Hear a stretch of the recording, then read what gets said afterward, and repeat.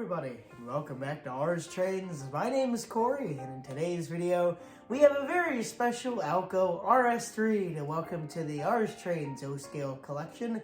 And this is one right next to me here, my Battenkill Railroad Alco RS3 number 605 from MTH's RailKing line. And I am above and beyond happy to have this fella finally. It was only a few week wait though. I know guys have had to wait for like years for their pre-orders to come in, but yeah, I found this fella not too long ago. I can't remember the name of the YouTube channel, but they do like weekly updates in the O-Gauge world of trains, like news updates and all. And I don't know how, I just found the channel. I was scrolling back of some of their videos real quick, and I saw this fella in the thumbnail. I'm like, hey, I know that line.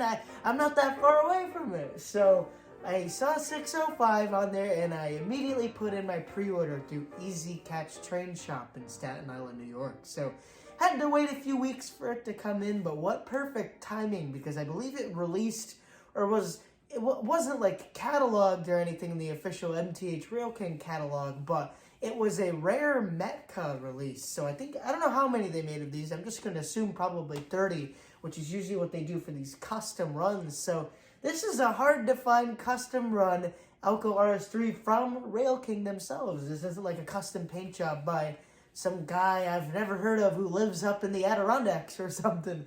So I am so happy to have this unit here. So we'll explain kind of my story with the Battenkill or whatever, and we'll get to unboxing this fella and showing off its cool features in just a sec here. But if you like today's video, make sure to smash that like button down below. And if you're new to my YouTube channel as well, and it's just your first time here at RS Trains, make sure to click that red subscribe button down there so you don't miss out on my many future HO scale and O scale model train videos and all that. But yeah, anyways, let's go into unboxing, Corey, and get this thing unboxed. Where do I even begin?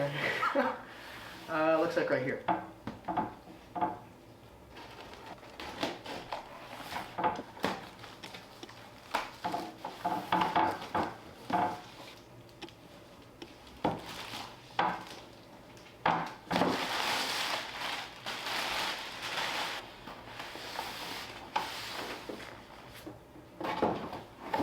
Moment of truth. Well, it looks like it might be a minute till we get to the moment of truth. I can almost see it through the packaging. But anyways, looks like we go right there. Let me see if I can adjust the horn a little. There we go. Oh man! So first impressions without even taking the foam off, I am really impressed. This fella looks sharp. For RailKing, it's a very good looking diesel. I'm really impressed actually with the quality. The vents on the side, the top looks really good. Although it's much more simple, they nailed 605's paint scheme, because it's a really tough one to reproduce, or especially on a model, especially if you're trying to paint it and all, like a custom paint job, or at least by hand. So this thing looks sick. So let me get the foam inserts off and we'll look at it a little more in depth. And there we go, locomotive unboxed. I wish I had a Lazy Susan to put this fella on, but holy smokes, it looks so good. I love it. Obviously it's not 100% accurate to 605, but I would be lying if I told you it wasn't dang close. It really captured that Battenkill likeness. The only problem is it's just too clean. I've never seen a clean Battenkill Alco. But wowee, this looks really, really good. I am super happy to see this fella. I don't know what else to say. It's just so cool seeing Battenkill and O-Scale. And let's take a look underneath.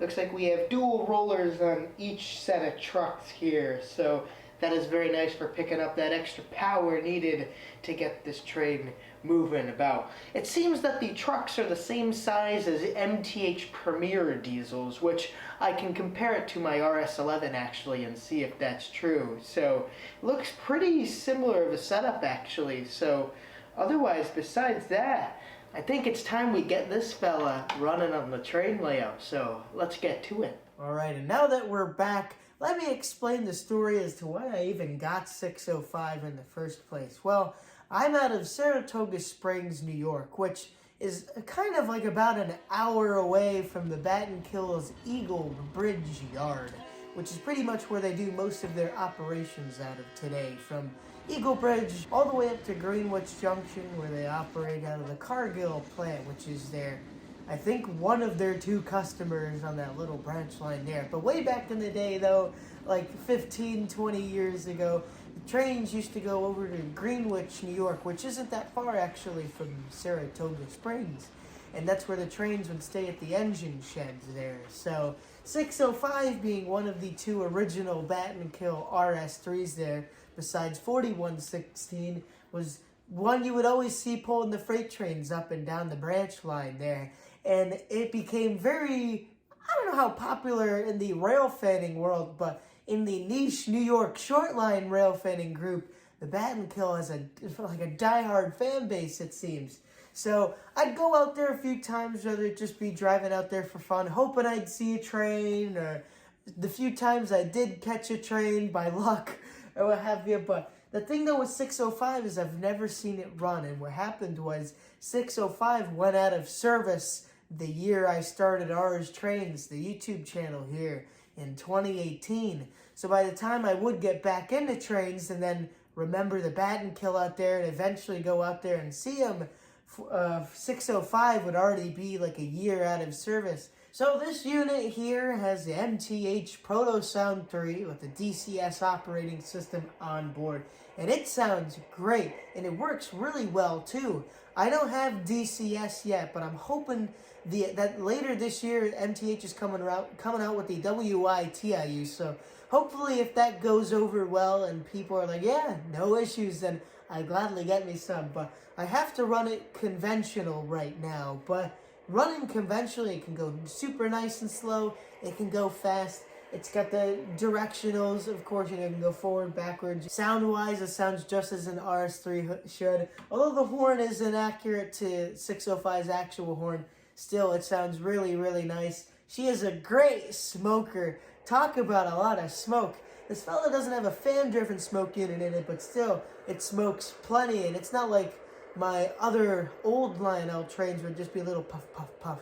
It has a nice continual amount of smoke that comes out of the unit here, which is pretty nice.